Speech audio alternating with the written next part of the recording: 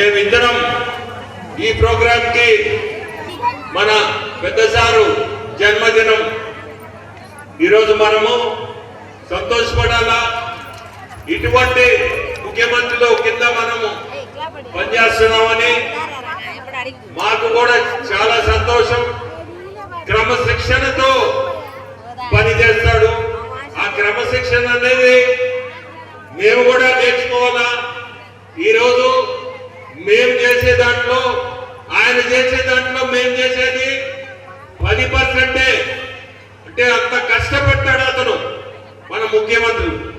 మనందరం కూడా చాలా గర్వపడాలా ఇటువంటి అతన్ని మనం ముఖ్యమంత్రి చేసుకోవడం. అట్నే లోకేష్ బాబు కూడా మీరు గమనించాలా.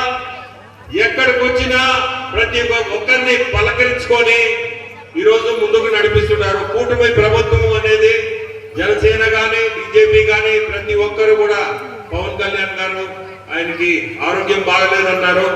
మనందరం కూడా కోరుకోవాలి ఆయన బాగుండాలని, తొందరగా బయట రావాలని కూడా మనందరం కోరుకోవాలా.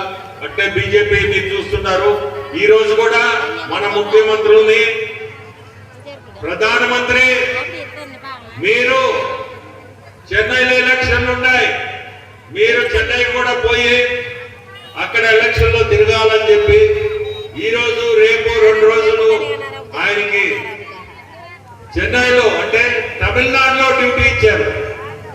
దాని భాగంగా నన్ను కూడా ఈరోజు సాయంత్రం అందుకనే ఈ కార్యక్రమాలు తొందర చేయడం. రాత్రి వచ్చింది ఈ ప్రోగ్రాం మాకు కూడా. సాయంత్రం నన్ను కూడా అక్కడ సీఎం గారు వస్తున్నారు చెన్నై బయట ఆవడి అనే దగ్గర. అక్కడ మీటింగ్ లో మమ్మల్ని కూడా జాయిన్ కావాలా అని చెప్పారు. అది రాత్రి వచ్చిన న్యూస్.